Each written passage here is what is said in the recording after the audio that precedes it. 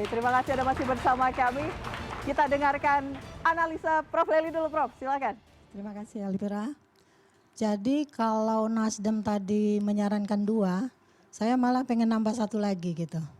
Bagaimana kalau dibuat seperti Afrika? Jadi di Pretoria, Cape Town sama Bloemfontein itu ya. Itu kan 1 negara yang memisahkan ibu kotanya di antara eksekutif, legislatif dan yudikatif.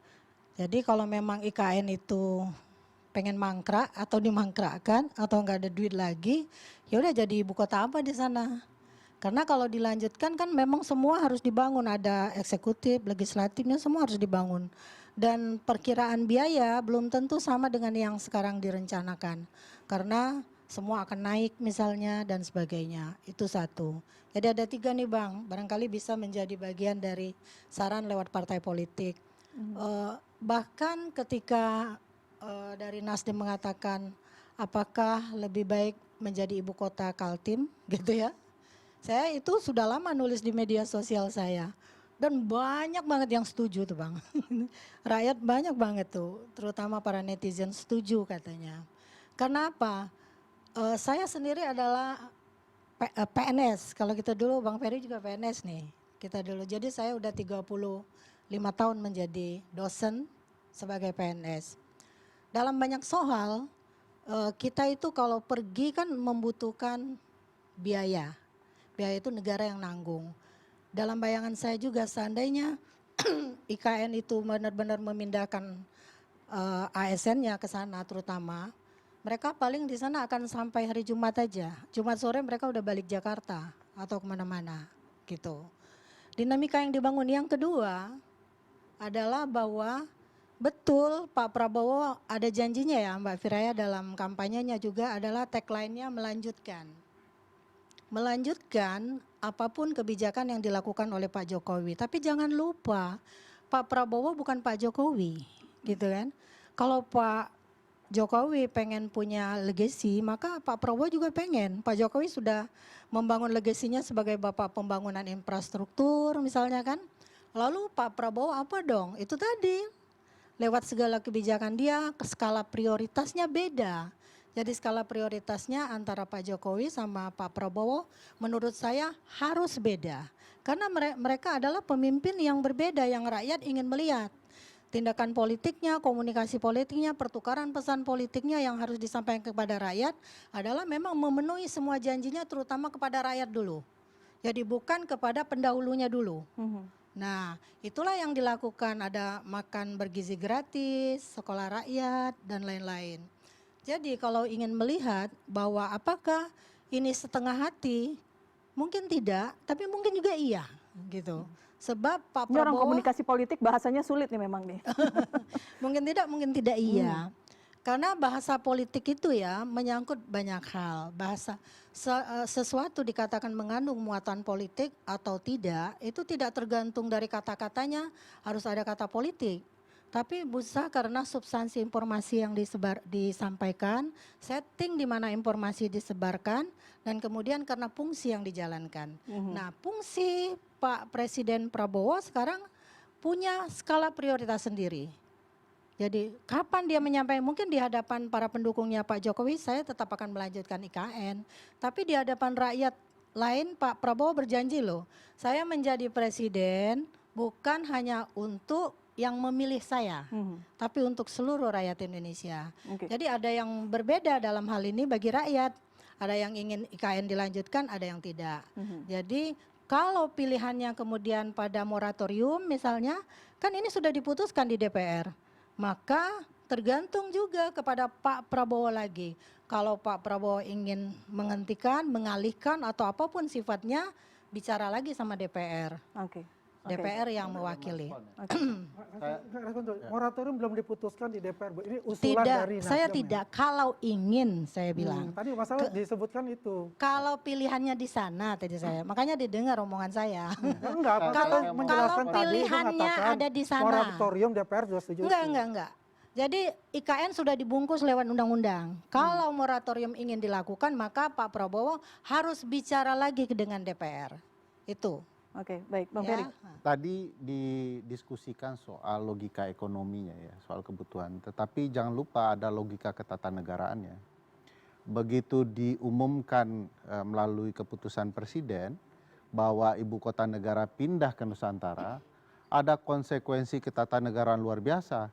MPR, DPR, DPD, BPK, Mahkamah Konstitusi, Mahkamah Agung, Komisi Yudisial, menurut undang-undang berkedudukan di ibu kota negara. Apa rencana yang sudah dipersiapkan oleh negara untuk pindah dengan kedudukan-kedudukan ini? Pindahnya lembaga negara bukan pindah lembaga termasuk anggotanya saja begitu ya. Tapi supporting sistemnya juga harus pindah.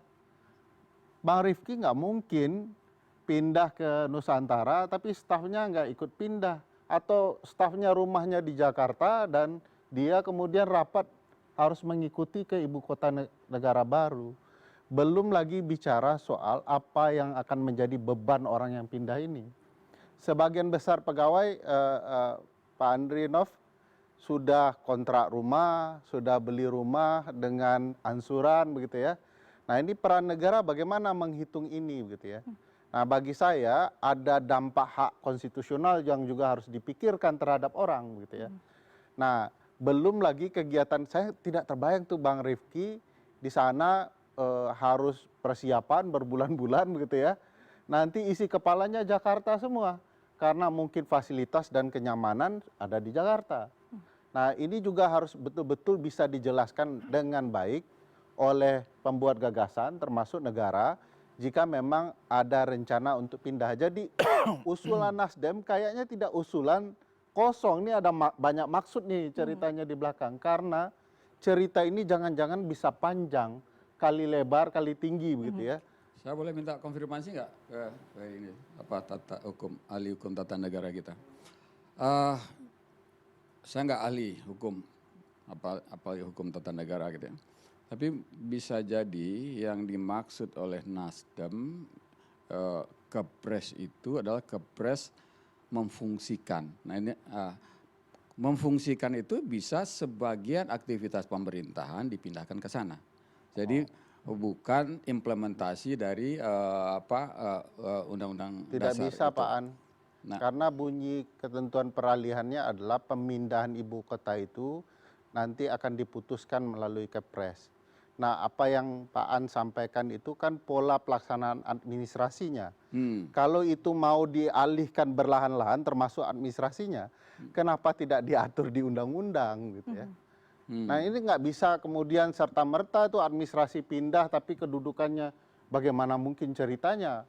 Atau kalau mau tertib ya berlahan-lahan, harusnya sudah dipikirkan ketika membuat undang-undang bertahap. IKN. Makanya kritik publik kan terhadap undang-undang ini adalah soal perencanaan yang tidak matang dengan segala konsekuensinya.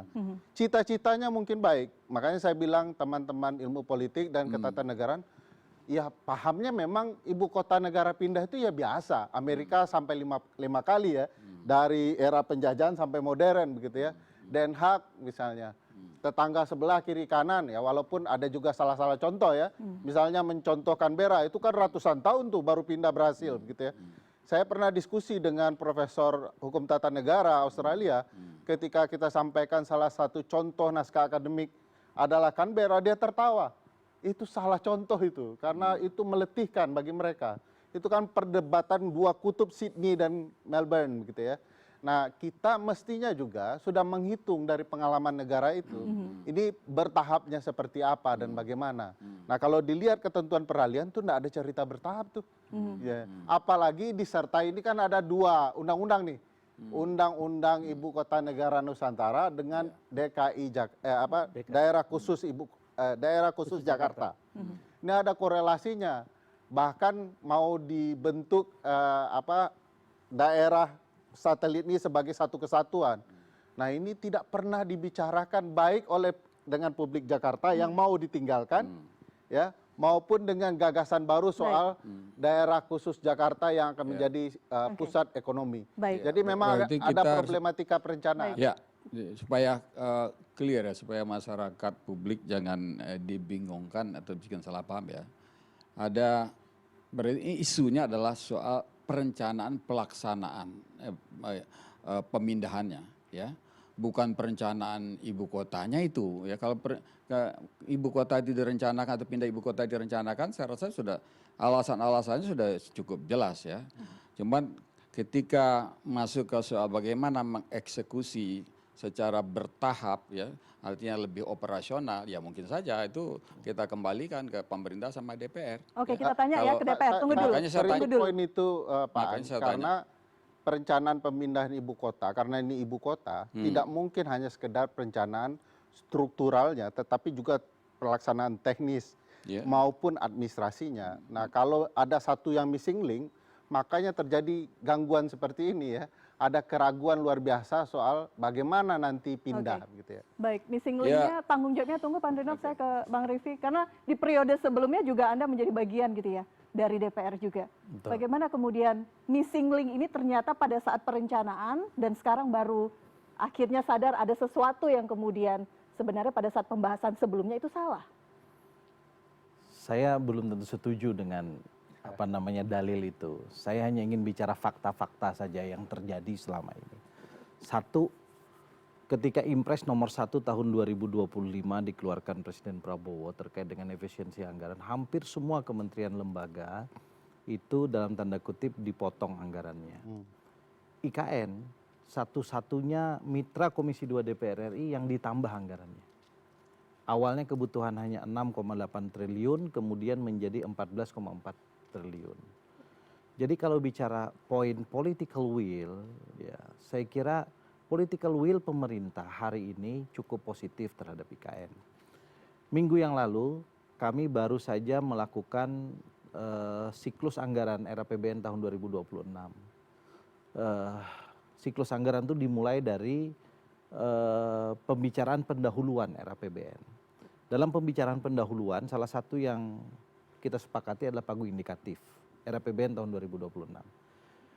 IKN pagu indikatifnya disepakati 5,0 sekian triliun. Dan kemudian IKN meminta tambahan anggaran 16, sekian triliun. Total jika ini disetujui nanti di badan anggaran dan diparipurnakan, itu menjadi 21 triliun. Artinya apa? Memang ada keinginan secara politik untuk melakukan percepatan pembangunan infrastruktur di IKN. Pak Basuki sebagai Kepala Otorita IKN beberapa kali juga menyampaikan kepada kami hasil rapat terbatas yang dipimpin oleh Presiden Prabowo yang secara komited ingin mengaktifasi IKN tahun 2028 dengan 3 cabang kekuasaan negara.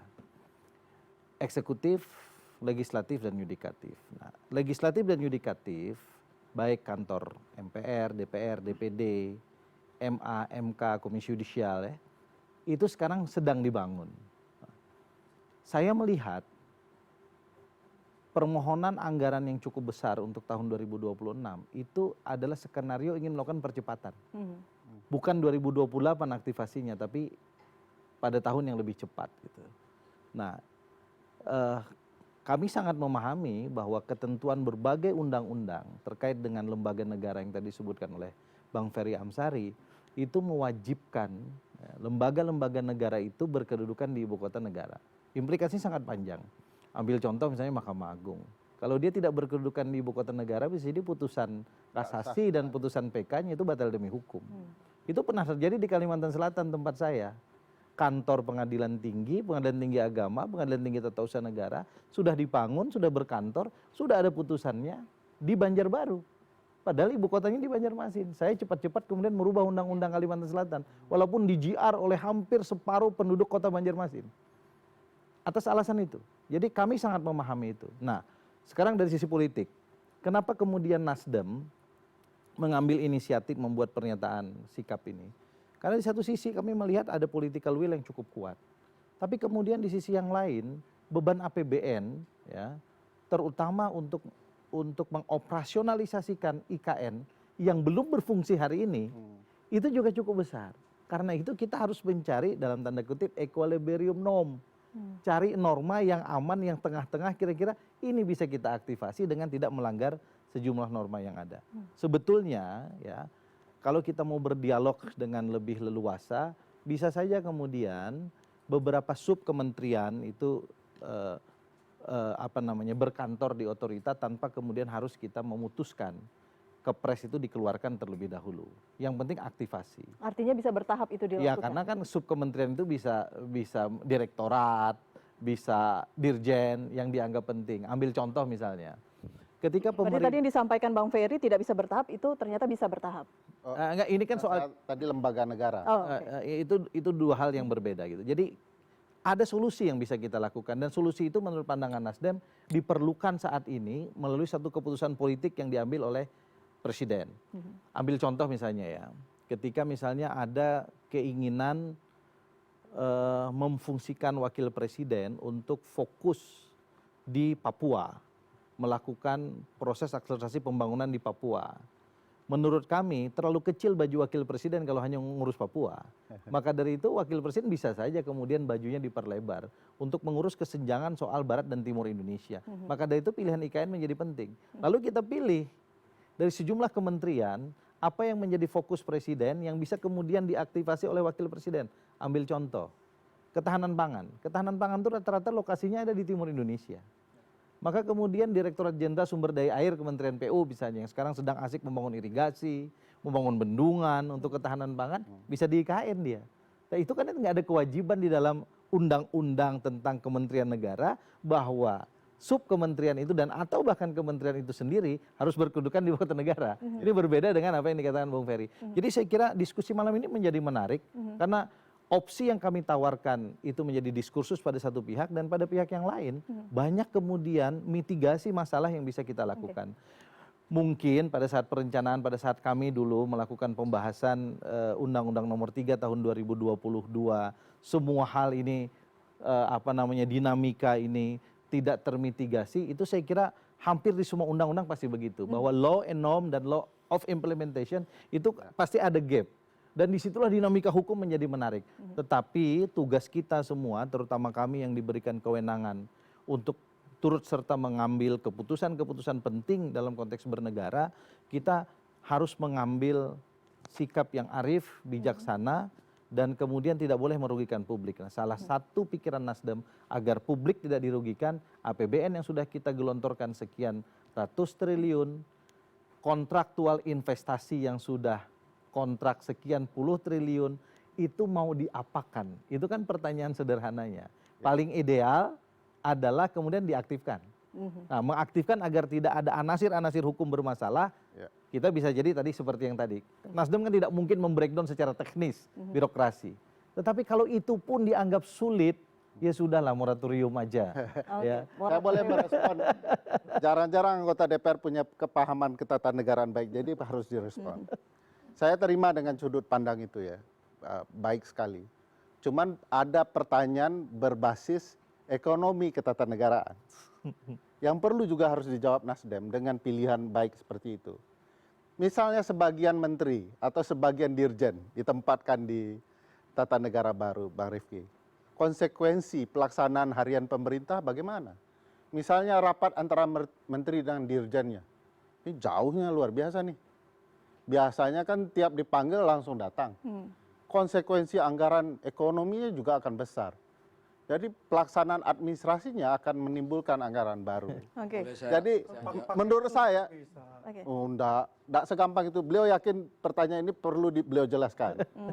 Kedua, perlu dilihat pilihan wakil presiden tinggal di sana itu, ini ada sesuatu hal penting yang beliau harus jelaskan. Kenapa? Bukankah membuka ruang aktivitas wakil presiden di sana, artinya roda cadangan pemerintahan ada di dua tempat yang berbeda. Konsekuensinya bisa banyak ya. Apakah konsekuensi politik maupun konsekuensi ketatanegaraan ya. Jika tiba-tiba presiden berhalangan tetap dan lain-lain gitu ya. Nah ini kan sekali lagi bagi saya ini tidak gampang. Walaupun penjelasannya bagus dan detail ya. Tetapi banyak hal detail lain yang juga harus dipikirkan. Tapi ini dulu deh, maksud saya, pertanyaan saya tadi ke Bung Ferry juga memang itu ya. Kalau sebagian aktivitas pemerintahan itu dipindahkan di luar Jakarta, apa ada masalah hukum tata negara? Ya? Ada Bang. Itu tadi pertanyaan lanjutannya, Daan. Ya artinya lanjutannya begini, apakah nggak ada solusi hukum supaya hukum ini nggak dianggap sebagai penjegal atau bikin buntu pelaksanaan pembangunan? Bukan tidak ada solusinya, karena yang buat undang-undang IKN dulu tidak memikirkan harusnya ya, kalau itu dipikirkan penting. solusinya. Karena buat undang-undang juga nggak serampangan. Hal teknis ini artinya kan tidak dipikirkan kemarin. Kan pernah Perbedaan cara ya. pandang Pak Andrinov dan Bang Rifki itu langit dan bumi menurut saya.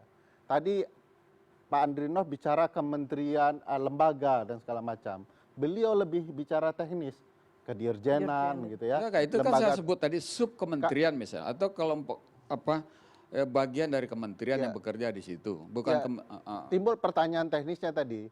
Kalau tiba-tiba kalau kedirjenan pindah, menterinya masih di Jakarta, karena kebutuhan komunikasi dengan presiden. Ya, kalau itu isu lain yang sebetulnya juga jawabannya.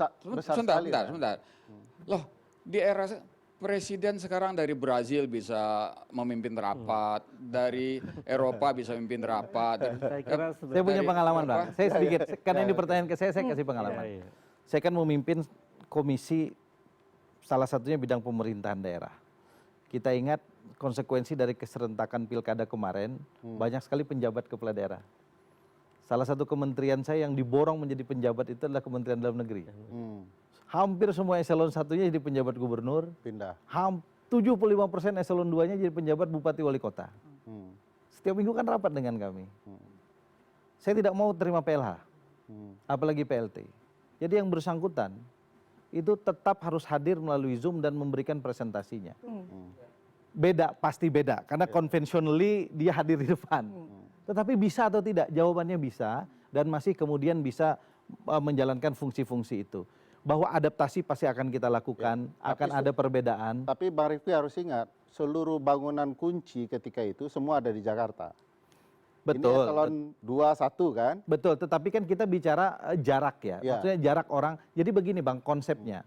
Ini juga kita masih bisa berdebat dalam konteks hukum administrasi ya. Jadi yang bersangkutan misalnya Dirjen Bina Keuangan Daerah. Dia menjadi PJ Gubernur Sumatera Utara. Dia nggak di PLT kan nih, nggak di PLH kan. Dia menjabat dua, definitif dia dirjen. Ini. Maka ketika saya membutuhkan dia sebagai seorang dirjen, bukan sebagai penjabat gubernur, dia hadir melalui Zoom. Jadi bayangan saya memang tidak ideal. Kita harus akui tidak ideal, tetapi roda ketatanegaraan masih bisa dikelola. Bayangan Bang Rifki itu saya terima secara teknis hukum administrasi negara. Pertanyaan saya kuncinya adalah, di undang-undang diperbolehkan nggak? Di undang-undang tidak dilarang. Ya, di undang-undang tidak dilarang. Tidak dilarang, oke. Tetapi konsekuensinya perlu diingat bahwa ketentuan peralihan hanya mengatakan untuk kepindahan ibu kota. Betul. Tidak bicara kepindahan teknis. Artinya memang ini tidak dipersiapkan kan?